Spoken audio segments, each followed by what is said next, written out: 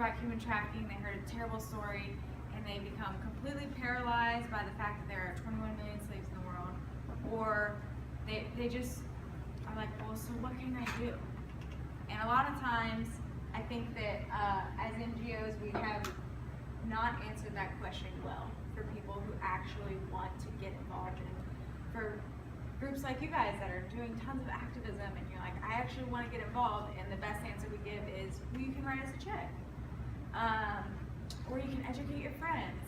And not that those things aren't great, but I think that there are a lot more things that we can do, and so I am going to touch on some of those. So, to start, these are kind of the different actors in this whole human trafficking scheme. So you have victims, which we'll go into some identifiers after this, just in case you ever think you come across a victim. I have never come across a victim. I don't know if I ever will, but it's good to know those and know who to call if you think that you see something suspicious.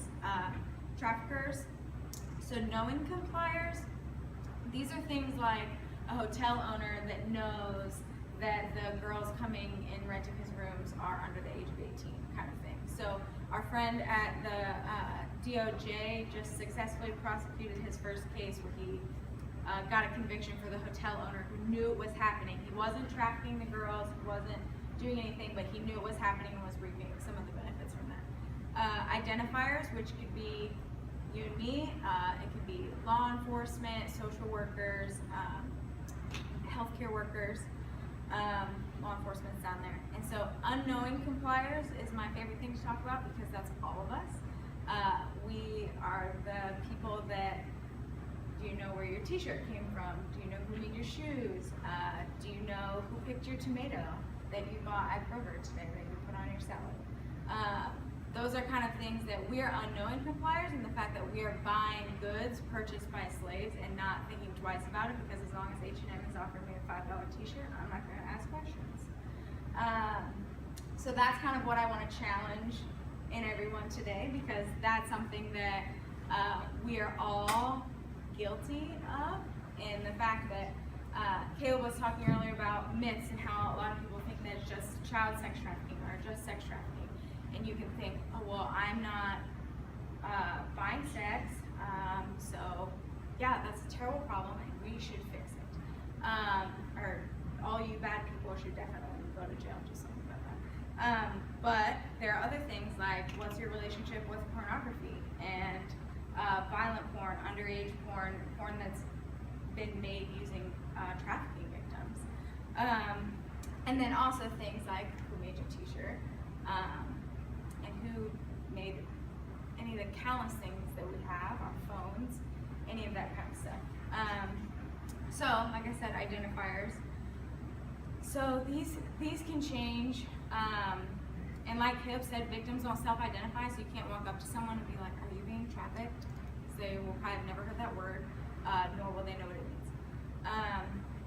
But there are good things that, like, cosmetologists I know now have to get human trafficking training, identifier training. So there's good things like that. If you guys want more specific training like this, the coalitions are who I would point you to. So in Cincinnati, it's in Slavery Cincinnati, and in Northern Kentucky, it's called PATH. So they are social workers. They deal a lot more directly with victims, so they know a lot more of these kind of things. Both sex trafficking moves often, has a boyfriend who's much older, is controlled, showing signs of abuse. Having no documents is a good sign, because that's used to keep people under control. Labor trafficking, living at the workplace, works with a large group of people in a small space, showing signs of physical abuse. So if you see any of those things, this is the phone number that you can call. You can also call 911 if you're like really sure. Some people are very like, I don't know if this is something.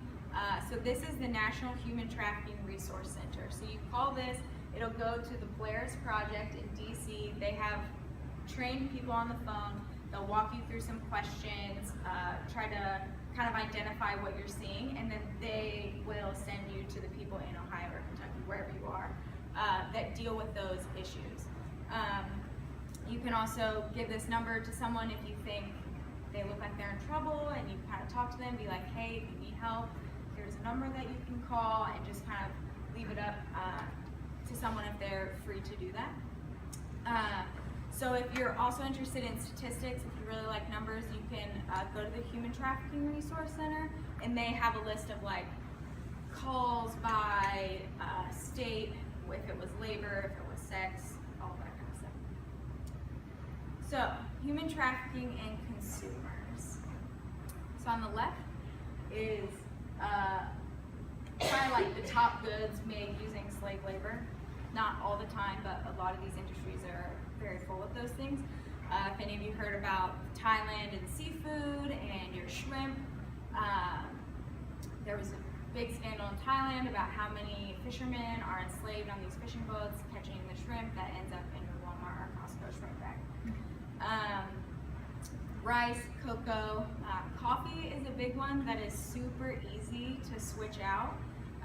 So if you're kind of like really overwhelmed of like, oh my gosh, every single thing that I buy could be made by slaves, and I don't know how to make that kind of economic adjustment in my life, which is exactly what happened to me when I found out about this. Coffee is a really easy thing to switch out first because there are a lot of ethical options, especially just in the Cincinnati area, and I'll give you guys a list on a further slide, but purchasing certified slave-free goods. There are a lot of certifications, and you can do your research and figure out which one you think is the most legitimate. But fair trade, there's multiple fair trade certified goods. You can see these on Keurig cups at Aldi. It's just a little green symbol. And I'll go into more slavery certified goods after this. But you can take your slavery footprint. So at slaveryfootprint.org, this is basically just an interactive quiz. It's really beautiful. I am originally a designer, and it's really nice. It's actually like a good quiz. And so it just asks you how many cars do you have, how much makeup do you have in your drawer, and then at the end it says X amount of slaves are working for you right now, which is kind of really shocking to be like, no, slaves not working for me. That's not a thing. It ended in 1865, blah, blah, blah. So that's kind of a really good thing to do, and they give you options. You can write letters to different companies that you like and ask them to stop using slave labor. So another thing is to ask Wendy's and Kroger to join the Fair Food Program. So we've got a little bit about the Fair Food Alliance. So the Fair Food Program was started by the Coalition of Immokalee Workers, which Caleb talked about, which dealt with slavery and labor violations in Florida tomato fields. Florida tomato fields in the United States with a product that you probably buy pretty often. So the Fair Food Program is asking big buyers of tomatoes to pay a penny more per pound of tomato, and then you're only allowed to buy from the farms that the Fair Food Program has kind of vetted and they've done their inspections. So a penny more a pound is it's nothing. But how much, Caleb, how much extra money has that put in? $15 million since 2010. So that's put $15 million extra dollars into the hands of the workers since 2010. So Wendy's and Kroger are not joining the Fair Food Program, and we would like them to do that. So the Fair Food Alliance did a thing at Kroger's annual shareholder meeting. If you like Twitter, just tweet at people because companies are now responsible to their consumers on social media. So that's a good thing. Another good thing about that is Walmart and a couple others that aren't up here, excuse me, up north, but Walmart is definitely a part of the Fair Food Program. So even if most of us probably have problems with anything, not a lot of things that Walmart does, but you can buy a tomato there and know that it's good. So go Walmart for that. Shaming does work, but I really like to just promote the good things so that hopefully they will do more good things.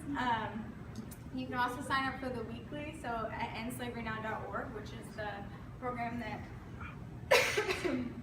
that I manage. Every week we send out 3 new actions that people can take to fight slavery that week, which has been a very difficult task because, like I said, as the movement, we haven't done a very good job of providing a lot of different ways that people can get involved. So this could be signing a petition to becoming a mentor, anything in that range. So the different type of goods, so we have fair trade, which will have any of these kind of certifications. There are a lot of certifications. Those are kind of the main ones. Fair trade is just another auditing system that guarantees workers are paid fairly. Direct trade, which is a lot of what coffee buyers do, is just buying directly from the farmer. So they have a direct relationship with who they're getting their beans from, and that they can make sure that they're paying a fair price. Survivor source. So what Caleb was talking about with the forms of abolition and empowerment. So a lot of times, if you don't have a job, you're still in the dire financial situation that you were in the first place that led you to be vulnerable to be trafficked. So there are a lot of survivor-made goods. Like a lot of them are jewelry or bags or t-shirts. So there are a lot of different organizations like that. And there are some that are prevention-based. If you've heard of 10,000 Villages, they're artisan goods. But by providing people jobs in at-risk communities, you can prevent them from being trafficked in the first place, which is always the goal. Like, we are good friends with people that run this sort of business in Calcutta in India, and his goal is, I never want a girl to have, I just never want them to have known what being trafficked for sex was like. So he knows where a lot of the girls that are in that red light district are coming from, so his goal is to expand his business into those villages so that they're not even trafficked in the first place.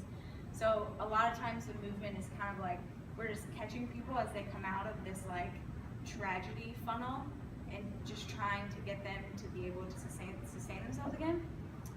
But obviously if they're never in that in the first place, that would be ideal. Which gets into a lot of anti-poverty work and all kinds of things. So in Cincinnati, first one up there is Lighthouse Youth Services, which you guys heard about today. They're the only place in Cincinnati where you can send a human trafficking victim. They also are a homeless shelter. So they're awesome. You guys are obviously already doing something with Lighthouse and cleaning their kitchen. So that's awesome. You guys can already check that off of your list. They also do foster and adoption.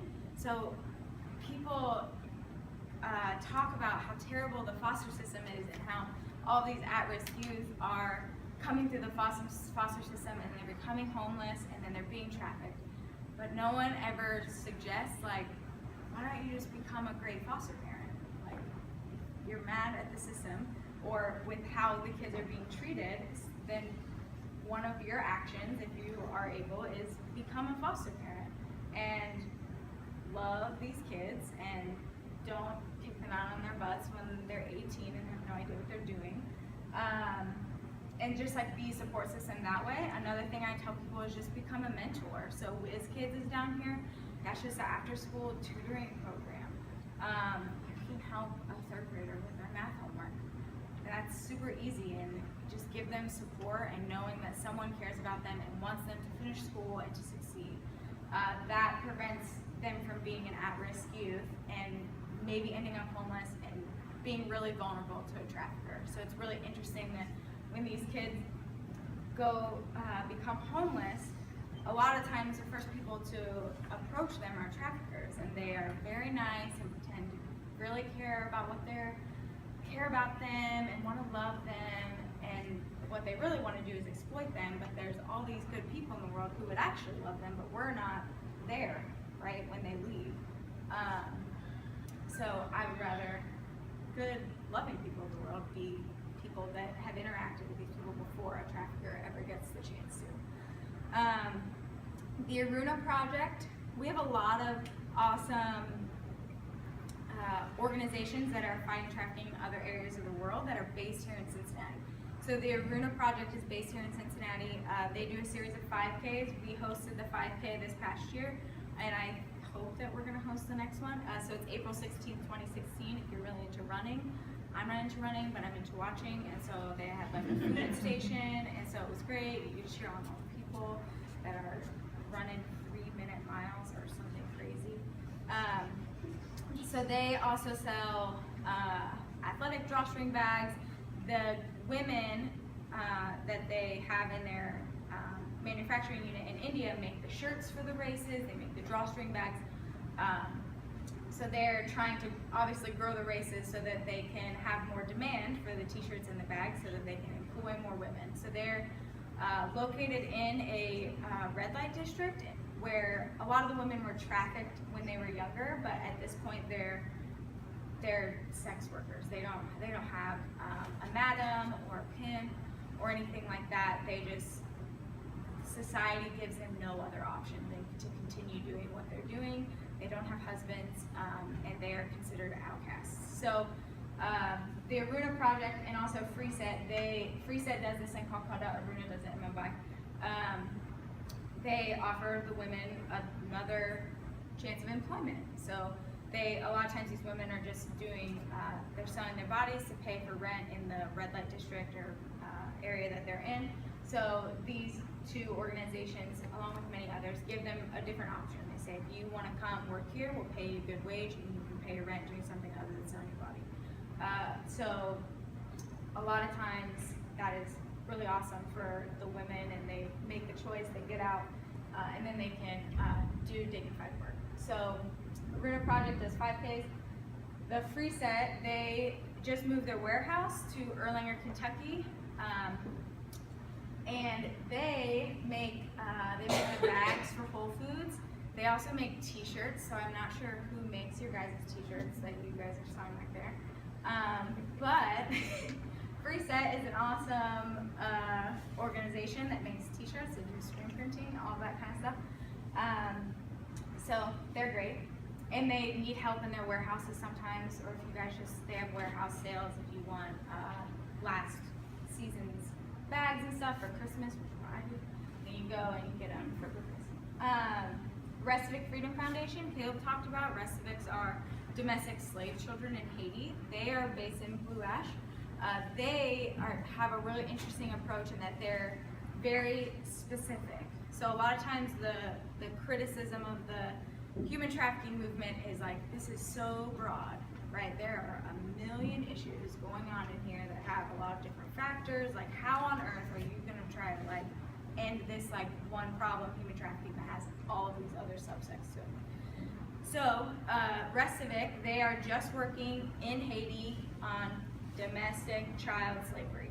So that is the thing. They're very specific, and they're doing awesome work in changing it. So they have the giant task of changing a culture that says this is okay, right? So they're doing awesome work with that. They have a really awesome like mobile exhibit that they can set up places if any of you are connected to organizations would be interested in that. Block Ministries is in East Price Hill. They work a lot with the Guatemalan community over there, and also just prostituted women, and trying to do job training and stuff like that. They also have a really great coffee shop. They have a really nice vanilla chai latte if you're into those, because it's fall. So that's in East Price Hill. WizKids I already talked about. And you guys already got the scoop on Kroger Rewards and Amazon Smile. So you got that. They donate to any organization of your choice, which I'm guessing your choice will be the Tri-State Freethinkers. But if you know anybody else, and you're like, hey, set up your Amazon Smile account to help, you know, Lighthouse Youth Services or City Gospel Mission or any organization that fits your fancy. Local fair trade businesses. So 10,000 Villages, they're in Hyde Park. They're great for Christmas. So they do artisan goods. So a lot of their stuff is not survivor made, but it's, I consider, prevention. Deeper Roots Tea and Coffee, they're in Oakley. They are direct traders. Same with Rose Street Block Coffee Shop, and Carabello Coffee. So all of those coffee shops are, from my knowledge, when I have asked them, direct traders with the farmers that they work with and whenever they work with them. My favorite's Carabello, but that's because I'm a Newport local and I can walk there. Polished Pearl, they do survivor empowerment and prevention. So they do survivor empowerment with Freeset in Calcutta, and then they do prevention in Moldova. So Moldova is just, it's a country that is hurting.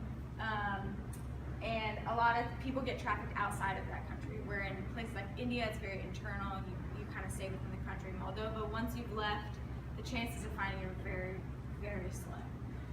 And there's no jobs, there's no place for them to work. So, Polished Pearl does wedding jewelry, or just like, they do wedding stuff, and then they do nice jewelry.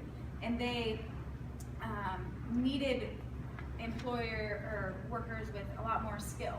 So what we've heard from Freeset is, when a girl comes into their warehouse, it takes them a year just to teach them how to use scissors, right? Like things that that you just take for granted. They've got to learn how to use scissors and how to cut fabric, and it takes them a long time before they can become ready to manufacture at the quality and quantity that like Whole Foods needs for all of their bags.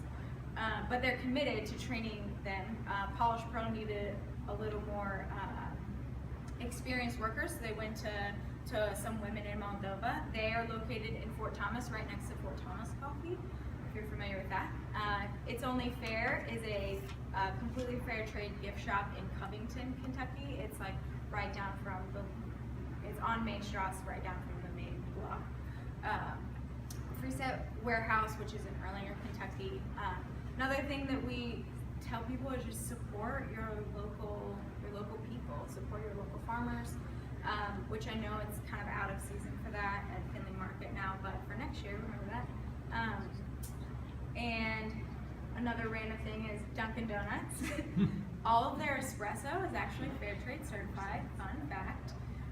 We're doing a lot of research right now. One of my main projects is kind of creating like a slave-free shopping guide, which is really, really difficult to do.